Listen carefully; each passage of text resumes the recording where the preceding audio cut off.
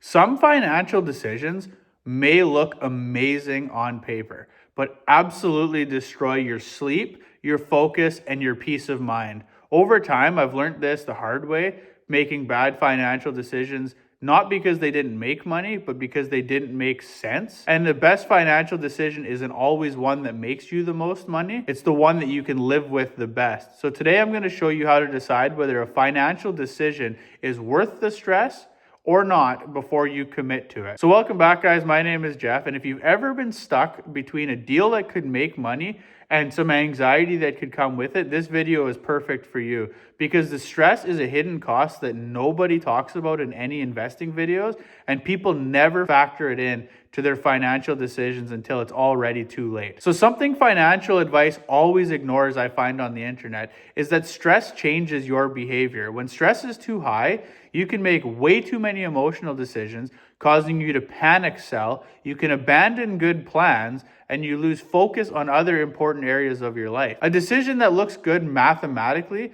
could potentially overwhelm you psychologically and turn into a really bad life decision in practice. So the question isn't, will this make me money? The question is actually, can I handle the downside if it doesn't? The first thing I always try to ask myself when I'm jumping into something, whether it's real estate investing or stock market, is what is the worst realistic outcome I will face, and can I survive it? Not the best case, not the Instagram post version, not the YouTube finance investor guy saying this is the situation, the absolute worst case scenario. If the downside is something that's going to cause me to destroy my cash flow, lose sleep, strain relationships with family and friends, or force me to sell at a not opportune time, then the return would have to be absolutely extraordinary, or it's a no for me. If a decision can financially or emotionally break you, it's never worth the decision. Smart financial decisions usually will have something like an asymmetric risk, where your downside is limited, the upside is meaningful.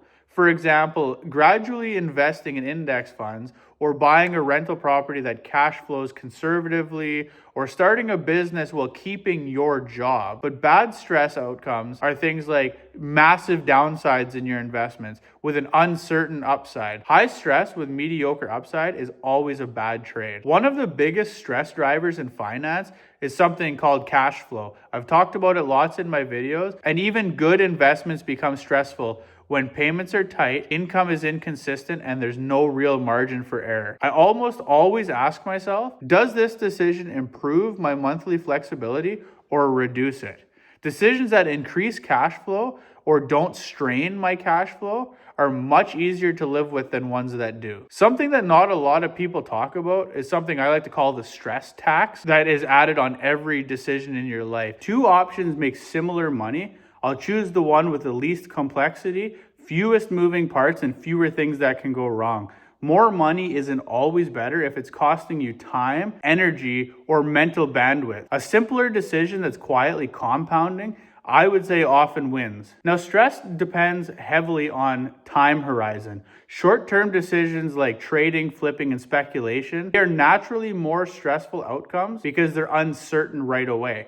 Now, long-term decisions like index investing, real estate held for cash flow, and long-term business building usually gives you time to adapt, time to improve outcomes, time to recover from downturns. And if I don't have time on my side, I'm far more conscious with my decisions. Now, the one thing is, not all stress is bad. Some stress means you're learning, you're growing, and you're stepping outside of your comfort zone, which most people need to do to improve their lifestyle. The key difference is healthy stress is quick and temporary, where unhealthy stress is constant, day over day, for years on end. If the stress is fading as you gain experience, I call that growth. If it never goes away, I would consider it a warning sign. So a framework in plain English before I make a financial decision is I ask things like, can I survive the downside? Is the risk worth the reward? Does this hurt or help my cash flow?